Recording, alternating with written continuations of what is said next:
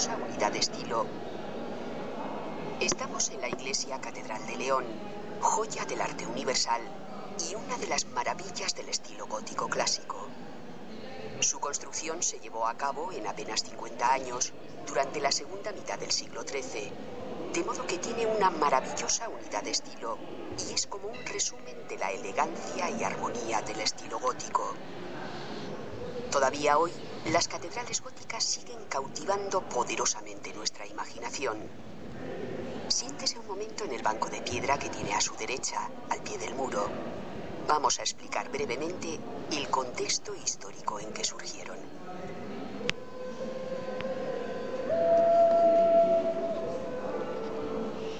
En los siglos IX y X, Europa estaba sumida en una profunda crisis que duraba ya desde la caída del Imperio Romano. Es la Europa rural, despoblada, la Europa campesina de los siervos de la gleba, sometidos al señor feudal. A finales del siglo XI, Europa empieza a ver el final del túnel. Comenzó entonces a desarrollarse y florecer un estilo artístico unificador, el románico. Las iglesias románicas se cubrían con pesadas bóvedas de piedra. Para soportar semejante peso, los maestros tenían que levantar muros muy gruesos, sin apenas ventanas para no debilitar su estructura, y con enormes contrafuertes. Resultaba así un estilo sólido y macizo, que cristalizaría en la construcción de multitud de iglesias rurales y grandes monasterios a lo largo de todo el siglo XII. En ese siglo aumentaba ya con fuerza la demografía y crecían las ciudades, con sus gremios de artesanos y comerciantes. Surge así la clase burguesa, y con ella una nueva cultura urbana, luminosa y llena de vitalidad. Europa va a entrar en un momento de plenitud cultural, cuyo cénit se alcanza precisamente en el siglo XIII, cuando se construía esta catedral.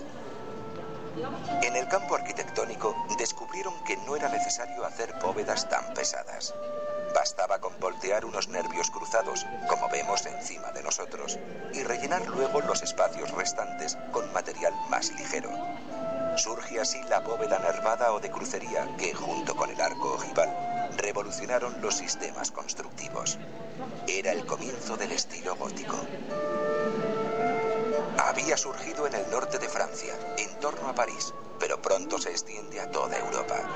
Los muros pueden ser cada vez más altos y livianos, las ventanas más amplias.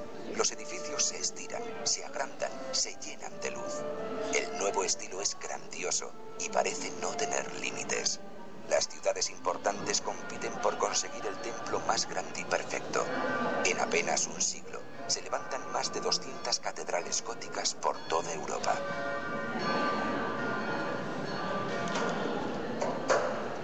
En España, los comienzos del siglo XIII están marcados por la trascendental victoria de las Navas de Tolosa, el año 1212.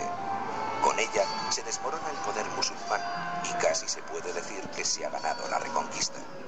Se produce en los reinos cristianos un ambiente de euforia cultural y religiosa, y es entonces cuando se levantan las primeras catedrales góticas, Toledo, Burgos, León, como la mejor expresión de ese particular momento de triunfo.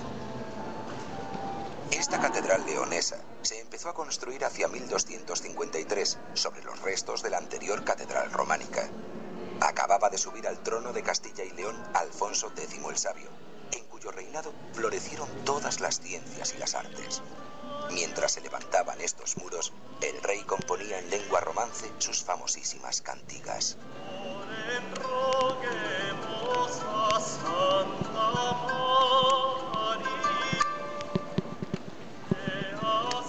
Levantémonos ya para situarnos en el punto donde comenzó nuestra visita.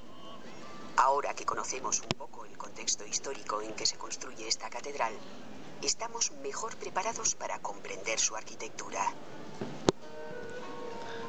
Lo primero que nos llama la atención son las vidrieras. Los muros de piedra han sido sustituidos por millares de pequeños cristales emplomados, cuya magia nos envuelve. Son aproximadamente 1800 metros cuadrados de vidrieras que forman el conjunto más rico y espectacular de la Europa medieval, junto con el de la Catedral de Chartres. La arquitectura es sencilla y elegante, como corresponde al gótico clásico. Está formada por 3 pisos, según el modelo de las catedrales francesas. Si no tuviéramos delante el muro del trascoro, obtendríamos una visión más unitaria del templo.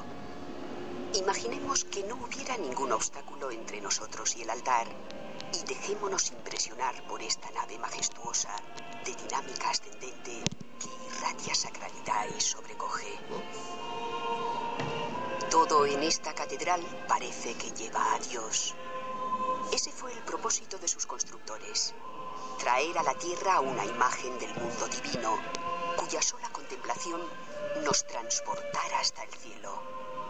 Para conseguirlo, llevaron hasta el límite las posibilidades de la piedra, desafiando con audacia las leyes de la gravedad.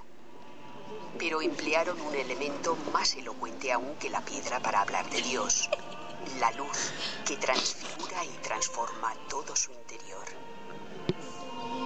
Por eso, unos prefieren contemplar esta catedral a pleno sol, con sus rayos entrando al raudal. Estoy diciendo al Alvarito que en esos 2 escalones mamá se andaba tropezando. ¿En estos dos? En esos 2 mamá se estaba tropezando y el tío Alex me salvó. ¿Verdad? Ah, el tío Alex Y me está salvó. Julieta,